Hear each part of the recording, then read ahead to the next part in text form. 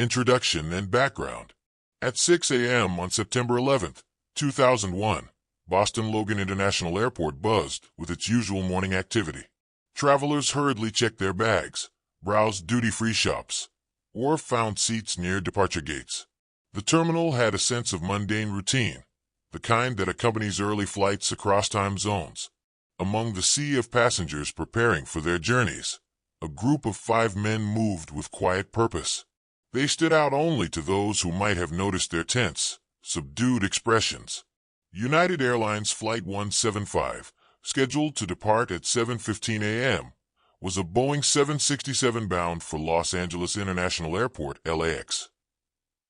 The wide-body aircraft, capable of carrying over 200 passengers, was operating at less than half its capacity that day, with only 51 passengers on board alongside the 9-person crew. It was a transcontinental flight, part of United Airlines' network of daily connections between major East Coast and West Coast cities. This route catered to business travelers and vacationers alike. The aircraft for this flight, registered as N612UA, was one of the reliable Boeing 767-222 models. It had been in service for United Airlines for nearly 2 decades and had accumulated thousands of successful flights. Its cockpit was equipped with state-of-the-art avionics for the time, ensuring seamless navigation and communication. With a fuel capacity capable of sustaining its cross-country journey, it was one of the preferred aircraft for long-haul domestic flights. The crew of Flight 175. The day began as it had for countless other flights in the careers of Captain Victor Saraceni and First Officer Michael Horrocks. Captain Saraceni, a 51-year-old former Navy pilot, was well regarded by his peers for his professionalism and steady hand in the cockpit. His years of military service had instilled in him a deep sense of duty and an ability to remain calm under pressure. His co-pilot, 38-year-old Michael Horrocks, was equally experienced and respected. A former Marine, Horrocks was known for his quick thinking and personable demeanor. Together, they formed a skilled and composed team.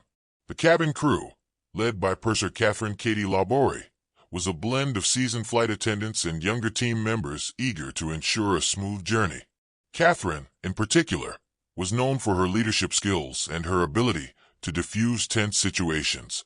Amy Jarrett, another crew member, had a reputation for warmth and professionalism, making her a favorite among passengers on her flights. They began their pre-flight checks with practiced efficiency.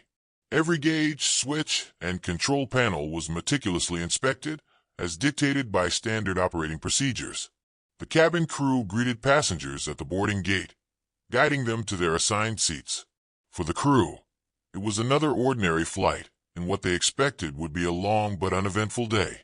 The passenger manifest for Flight 175 was as diverse as the country it served. Among the 51 travelers were families, solo business travelers, and a handful of individuals visiting Los Angeles for personal reasons. The cabin hummed with casual conversations, the shuffle of carry-on bags, and the occasional laughter of children. Among these passengers were 5 men traveling together: Marwan al-Shehi, Fayez Banahamid, Mohand al-Sheri, Hamza al-Ghamdi, and Ahmed al-Ghamdi.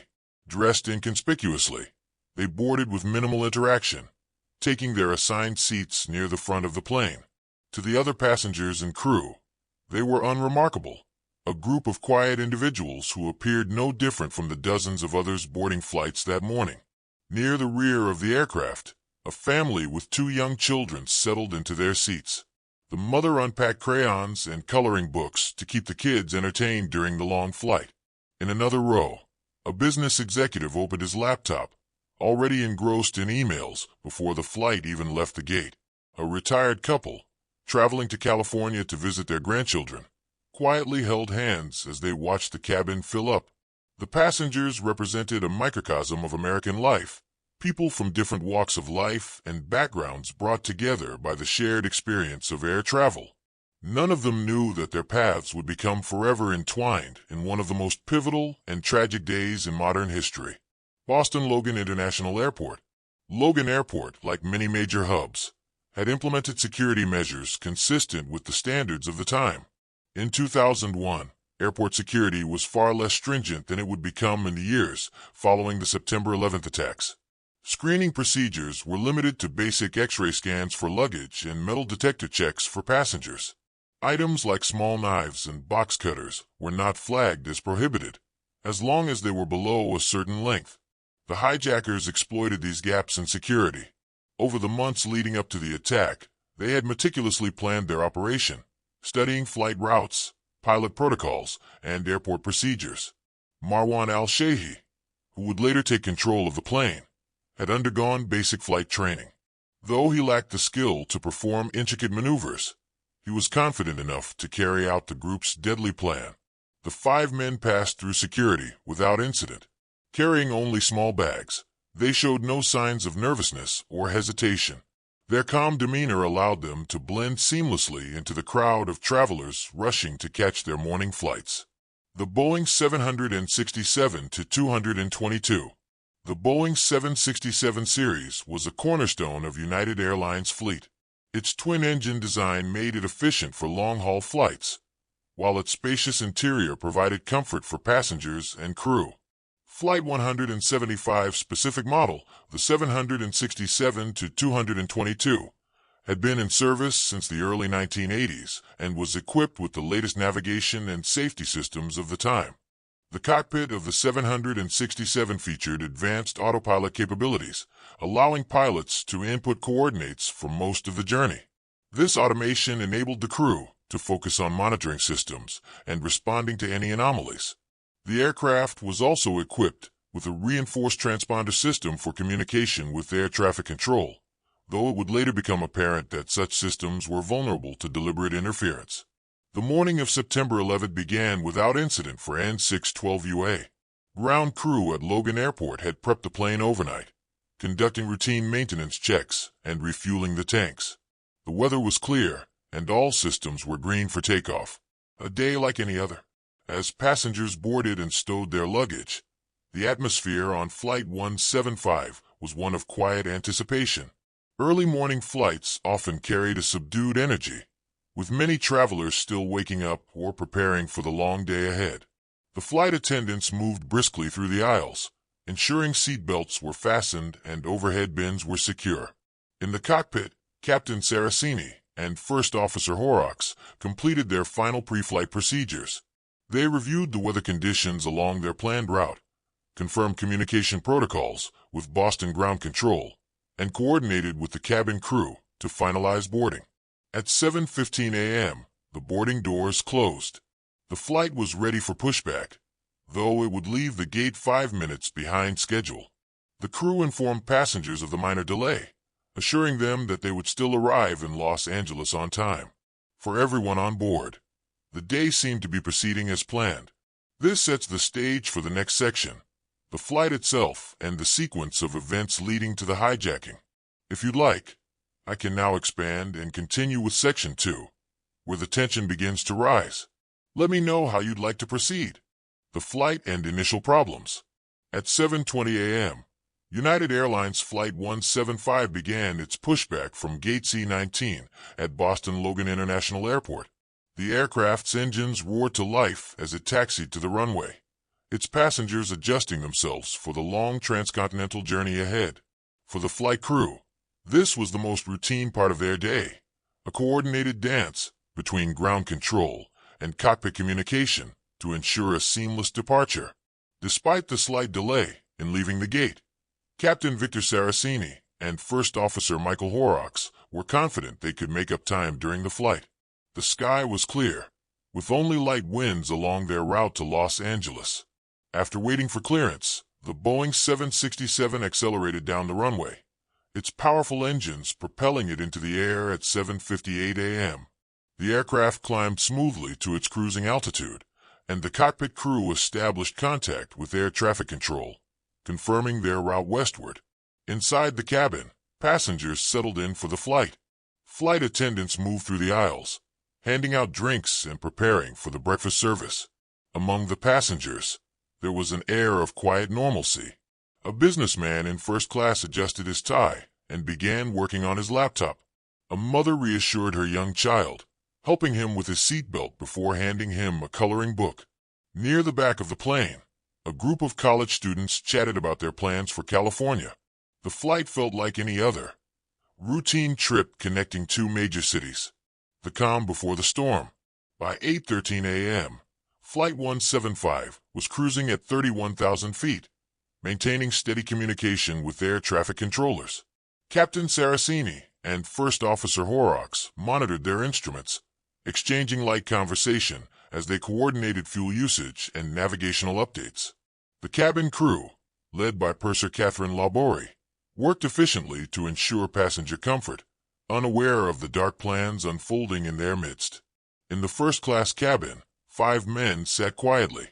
Marwan al-Shehi, the leader of the hijackers, watched the activity of the flight crew with an intense, calculating gaze. His accomplices, Fayez Banahamid, Mohand al-Shari, Hamza al-Ghamdi, and Ahmed al-Ghamdi, appeared equally composed, blending seamlessly into their surroundings. They had rehearsed this moment for months, preparing themselves to carry out a mission they believed was divinely ordained. At 8:33 a.m., the first signs of unusual activity emerged. Several flight attendants reported seeing 2 of the hijackers leaving their seats and lingering near the front of the plane. Though they claimed to be waiting for the restroom, their presence raised quiet suspicion among the crew. However, the flight attendants decided not to escalate the situation, as no overtly threatening behavior had occurred. The takeover.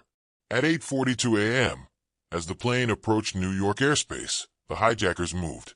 The coordinated attack began swiftly, catching the crew and passengers off guard.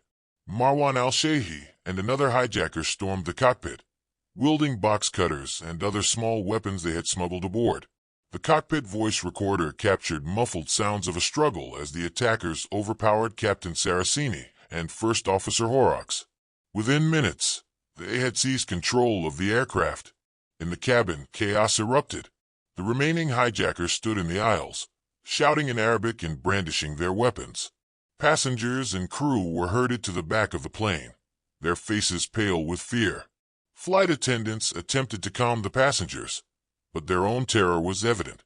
Among them, Catherine Laborie displayed remarkable composure, urging her colleagues to comply with the hijackers' demands while quietly assessing the situation.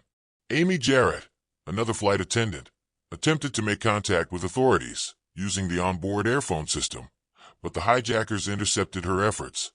Marwan al-Shehi took the controls, redirecting the aircraft southward.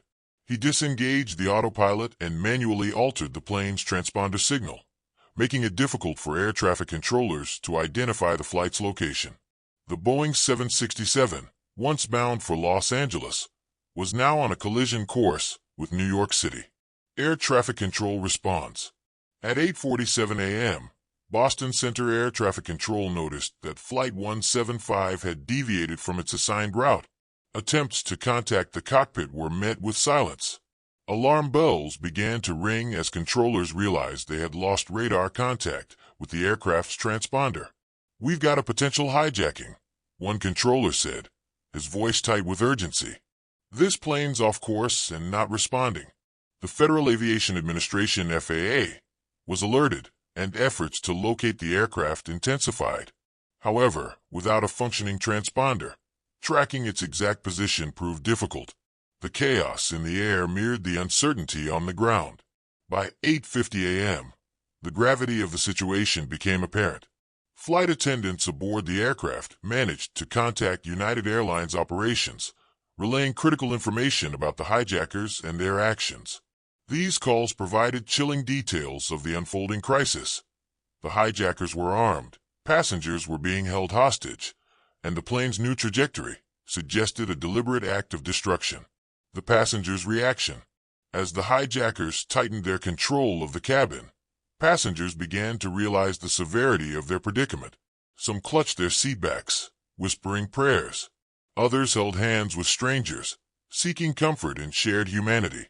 Despite their fear, a sense of solidarity began to form. In the rear of the plane, a group of passengers quietly discussed their options. Several considered rushing the hijackers, but the presence of weapons and the uncertainty of their outcome made them hesitate. Among the passengers, retired firefighter named Brian Sweeney managed to make a call to his wife, leaving her a voicemail.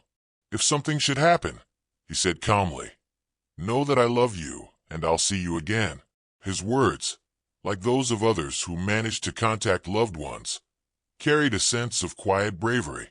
Descent toward tragedy. By 9 a.m., Flight 175 was on a direct path to New York City. Air traffic controllers, now fully aware of the hijacking, scrambled to clear nearby airspace. Fighter jets were scrambled from military bases, but their response was hindered by the lack of precise information about the plane's location. Inside the aircraft, Marwan al-Shehhi adjusted the controls, descending rapidly toward Lower Manhattan. The World Trade Center's Twin Towers came into view, a gleaming symbol of global commerce and prosperity. As the plane descended, passengers in the back of the cabin began to pray aloud. Some wept quietly, while others gazed out the windows in stunned silence. The crew, despite their fear, continued to provide comfort where they could. The final moments. At 9:03 a.m., United Airlines Flight 175 crashed into the South Tower of the World Trade Center. Traveling at over 500 miles per hour, the Boeing 767 struck the building between the 77th and 85th floors, creating an explosion that sent fire and debris raining down onto the streets below. The impact was devastating. Hundreds of people inside the tower were killed instantly, and the structural integrity of the building was critically compromised. The South Tower burned fiercely, its fate sealed as firefighters and first responders raced to evacuate those trapped inside. The world watched in horror as the events unfolded live on television. What had begun as a clear September morning had turned into a nightmare, forever altering the course of history. The crash and immediate aftermath. At 9:03 a.m. on September 11, 2001, United Airlines Flight 175 descended toward Lower Manhattan at an unimaginable speed. The Boeing 767, designed to traverse continents, now hurtled toward its tragic final destination, the South Tower of the World Trade Center. Its velocity of over 500 miles per hour and its nearly full fuel tanks turned the aircraft into a weapon, ensuring devastation on impact. Final descent. From the ground, the plane's approach was surreal, a silver streak descending against the backdrop of a brilliant blue sky. At first, onlookers couldn't comprehend what they were witnessing. The North Tower of the World Trade Center was already engulfed in flames from the earlier impact of American Airlines Flight 11, and many assumed that Flight 175 was a rescue or reconnaissance aircraft. The sight of a commercial airliner bearing down on the South Tower shattered that illusion in an instant. Inside the aircraft, the cabin was a cacophony of terror. Passengers braced themselves, gripping the arms of their seats or clutching hands with strangers. The prayers and cries of fear were interspersed with moments of silence, as many resigned themselves to their fate. The hijackers in the cockpit remained focused, their training and grim resolve pushing them toward their deadly goal.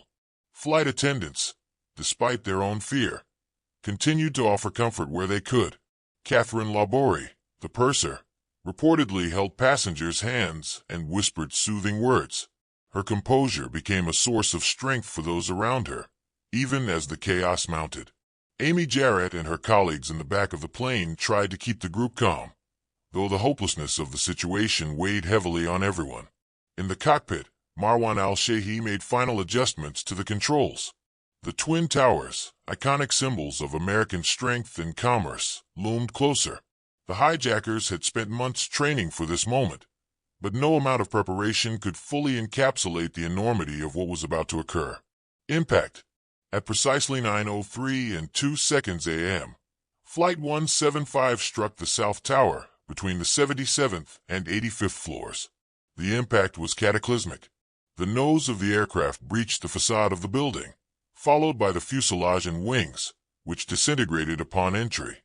A massive fireball erupted as the plane's fuel tanks ignited, sending plumes of black smoke and fire streaming into the air. The force of the collision caused the tower to sway briefly before stabilizing. The floors above the impact zone were instantly rendered uninhabitable, trapping hundreds of workers and visitors. Those closer to the point of impact were killed instantly by the explosion, the shrapnel, or the firestorm that followed. On the streets of Manhattan, the sound of the crash reverberated like thunder. Witnesses screamed and ran for cover as debris rained down from the tower. Papers, shards of glass, and parts of the aircraft littered the streets. Cars parked near the building were crushed under falling rubble, and the once bustling streets became a scene of chaos and fear. Emergency response teams, already mobilized for the North Tower, now faced an unimaginable escalation. Firefighters, police officers, and paramedics worked tirelessly, despite the increasing danger. Many of them knew the risks but pressed forward, determined to save as many lives as possible. Inside the South Tower, for those inside the South Tower, the impact was disorienting and horrifying. On floors below the crash, workers felt the building tremble violently. Ceilings collapsed, sprinklers activated, and the air filled with acrid smoke. Evacuation orders were broadcast through the intercom, urging occupants to descend quickly but calmly. Above the impact zone, survival was nearly impossible. Stairwells and elevators were destroyed, cutting off escape routes. Those trapped on these floors faced a dire situation: thick smoke, intense heat, and rapidly diminishing oxygen. Many attempted to reach loved ones via cell phones, leaving messages that would later serve as haunting reminders of their final moments.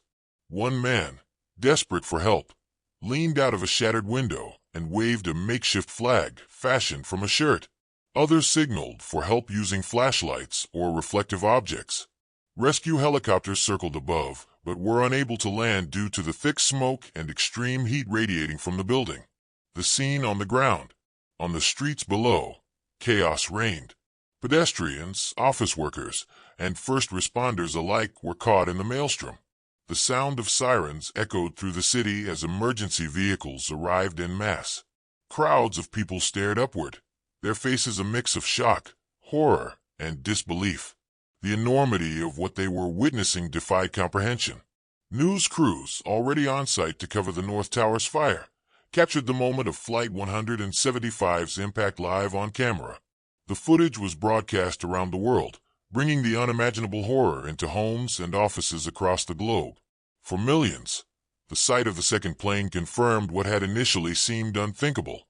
This was no accident. America was under attack. Heroism amid horror. Firefighters and paramedics pushed their way into the South Tower, navigating through smoke-filled hallways and rubble-strewn stairwells. Their mission was clear: get as many people out as possible.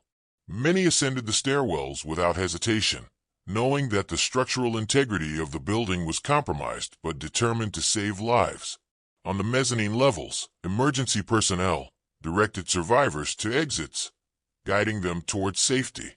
Workers who had evacuated from upper floors helped those injured or disoriented, offering support in any way they could. Amid the chaos, acts of selflessness and bravery shone brightly. One survivor, a young woman who had been on the 70th floor, later recounted the moment she felt the building shudder. "I thought it was an earthquake," she said, "but when I saw the fireball outside the window, I knew it was something far worse." Her story, like those of countless others, underscored the resilience of those who faced unimaginable terror.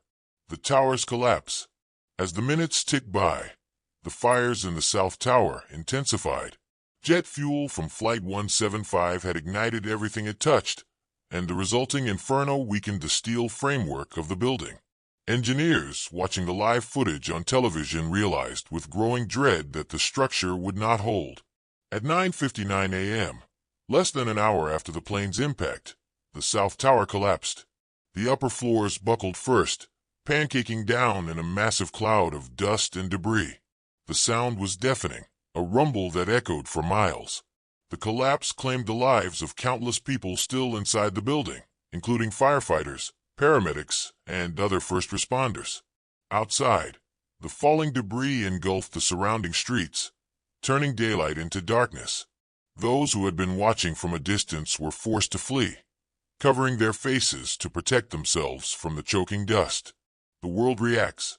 The collapse of the South Tower marked a turning point in the day's events. Across the globe, people watched in stunned silence as the second of the Twin Towers crumbled to the ground. Governments scrambled to assess the scale of the attacks, while aviation authorities grounded all flights in U.S. airspace for the first time in history. For the families of those aboard Flight 175, the news was devastating. Many had learned of the hijacking through phone calls from passengers, but the realization of the plane's fate was almost too much to bear. Vigils were held across the country as communities came together to mourn the lives lost and support one another in their grief. Investigation and legacy. In the days following the September 11, 2001 attacks, the world struggled to process the enormity of what had occurred. The crash of United Airlines Flight 175 into the South Tower of the World Trade Center, alongside the 3 other hijacked flights, marked a seismic moment in modern history. The immediate aftermath was marked by grief, shock, and an urgent need for answers. The investigation begins. The investigation into the events of 9/11, including the fate of Flight 175, began within hours of the attacks. The Federal Bureau of Investigation (FBI) launched what would become one of the largest and most complex investigations in its history, codenamed PENTBOMB, Pentagon/Twin Towers bombing. This effort involved over 4,000 special agents and hundreds of intelligence analysts and operatives. For Flight 175, investigators pieced together its tragic story using radar data, communication records, eyewitness accounts, and the fragments of evidence recovered from the wreckage of the South Tower. While the physical remains of the aircraft were largely obliterated by the crash and subsequent collapse of the tower, investigators identified key components, including parts of the landing gear and a section of the fuselage. The cockpit voice recorder (CVR) and flight data recorder (FDR), often referred to as black boxes, were never recovered. The destruction of the South Tower made recovery efforts nearly impossible, but other sources of information, such as calls made by passengers and crew, offered critical insights into the hijacking. Understanding the hijacker's plan. The 5 men who boarded Flight 175 as passengers were identified as members of Al-Qaeda, an extremist organization led by Osama bin Laden. Marwan al-Shehhi, who piloted the plane into the South Tower, had undergone flight training in the United States alongside the ringleader of the 9/11 attacks, Mohammed Atta. The hijackers meticulously planned their operation over several years. They had studied U.S. aviation procedures, chosen transcontinental flights for their large fuel capacities, and practiced controlling commercial aircraft. The selection of Flight 175 was deliberate. Its early morning departure and limited passenger load made it an easier target. Calls from flight attendants and passengers during the hijacking painted a vivid picture of the terror on board. Flight attendant Amy Jarrett described the weapons used by the hijackers, which included box cutters and small knives smuggled through airport security. These details, combined with reports from other flights, helped investigators understand the coordinated nature of the attacks. Impact on aviation security. The findings of the investigation spurred sweeping changes in aviation security, transforming air travel in the United States and around the world. In the months following the attacks, the federal government established the Transportation Security Administration (TSA), tasked with overseeing airport security and implementing stricter measures. Some of the key changes included passenger screening. Enhanced screening procedures required passengers to remove shoes, limit liquids in carry-ons, and undergo more thorough checks. Prohibited items. Items like box cutters and sharp tools were banned from passenger cabins. Cockpit security. Airlines were required to install reinforced cockpit doors to prevent unauthorized access. Air marshals. The number of air marshals on flights increased dramatically to deter potential hijackings. In addition to these measures, international cooperation on aviation security intensified. Governments worked together to share intelligence and standardize safety protocols, ensuring a unified response to future threats. The human cost. The loss of United Airlines Flight 175 left a profound void in the lives of the victims' families and communities. The 51 passengers and 9 crew members on board were remembered not only for their tragic deaths, but also for the courage many displayed in their final moments. Families of the victims came together to support one another, forming organizations like the Families of September 11th. These groups became powerful advocates for memorials, support services, and legislative changes. Vigils and memorials were held across the country, with loved ones sharing stories of those they had lost. One of the most poignant aspects of the aftermath was the recovery and identification of victims. Workers at Ground Zero labored tirelessly to recover remains from the wreckage of the Twin Towers. The process was painstaking, and many families received only partial or no remains. Despite this, the efforts provided closure to some and underscored the heroism of those who had worked at the site under harrowing conditions. Legacy of Flight 175. The story of Flight 175 is inseparable from the broader narrative of 9/11, an event that reshaped the geopolitical landscape and the lives of millions. The crash of the plane into the South Tower became one of the defining images of that day, a symbol of the vulnerability and resilience of humanity. For survivors and the families of victims, the legacy of Flight 175 is deeply personal. Many have dedicated their lives to honoring their loved ones by promoting peace, understanding, and resilience in the face of tragedy. Memorials like the 9/11 Museum and Memorial in New York ensure that the stories of those aboard Flight 175 and all who perished that day are preserved for future generations. Lessons for aviation and beyond. The events of 9/11, including the fate of Flight 175, have left lasting lessons for the aviation industry and the global community. The importance of vigilance. The attacks underscored the need for constant vigilance in aviation and other critical industries. Policies and technologies must continuously evolve to address emerging threats.